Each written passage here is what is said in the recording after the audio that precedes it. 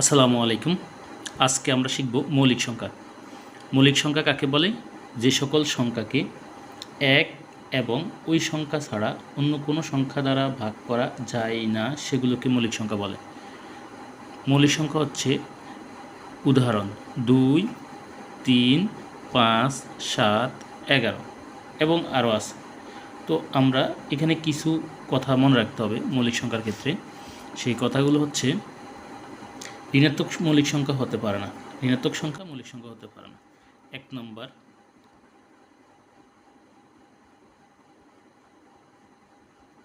ঋণাত্মক সংখ্যা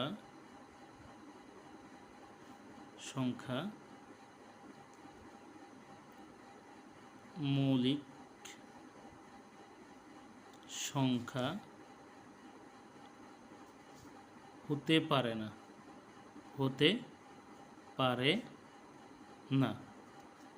2 নম্বর হচ্ছে, জোড় মৌলিক সংখ্যা একটি। জোড় মৌলিক সংখ্যা হলো সংখ্যা একটি এবং তা হলো 2। তারপরে যে সকল সংখ্যার একক স্থানে 3 নম্বর, যে সকল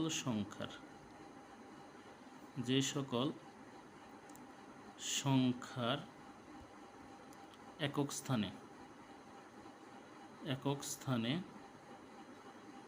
1, 3, 7, 9 বিদ্যমান বা থাকে সেগুলো মৌলিক সংখ্যা হতে পারে। সেগুলো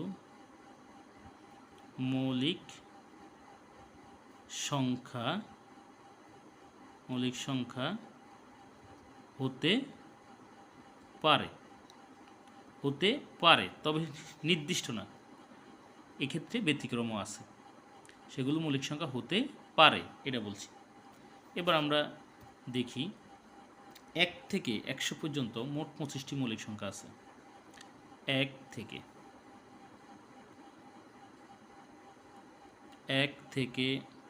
100 পর্যন্ত মোট 25টি মৌলিক সংখ্যা আছে। 25টি মৌলিক সংখ্যা আছে। এগুলোকে সংক্ষেপে মোবাইল নাম্বারের মতন মনে রাখার জন্য একটি মোবাইল নাম্বার মুখস্থ রাখতে হবে। সেটি হচ্ছে 4422 4422 322 321 321। এই সংখ্যাটা মনে রাখলে 1 থেকে 100 পর্যন্ত 25টি মৌলিক সংখ্যা মনে রাখা যাবে। 1 থেকে 10-এর ভিতরে 4টি, 11 থেকে 20-এর ভিতরে 4টি, 21 থেকে 30-এর ভিতরে 2টি, 31 থেকে 40-এর ভিতরে 2টি, 41 থেকে 50-এর ভিতরে 3টি, 51 থেকে 60-এর ভিতরে 2টি, 61 থেকে 70-এর ভিতরে 2টি, 71 থেকে 80-এর মধ্যে 3টি, 81 থেকে 90-এর মধ্যে 2টি, 91 থেকে 100-এর মধ্যে 1টি।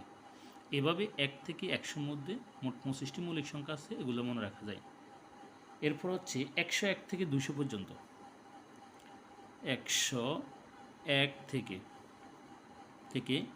200 পর্যন্ত 21টি মৌলিক সংখ্যা আছে। 200 পর্যন্ত 21টি মৌলিক সংখ্যা আছে। 21টি মৌলিক সংখ্যা আছে। এটাও একটা মোবাইল নম্বরের মাধ্যমে মনে রাখা যায়। তো মোবাইল নাম্বারটি হচ্ছে 411 31 31 22 বা 34214। এটা মনে রাখলে 101 থেকে 200 পর্যন্ত 21টি মৌলিক সংখ্যা আছে, এটা মনে রাখা যাবে। ধন্যবাদ। আজকে এই পর্যন্তই।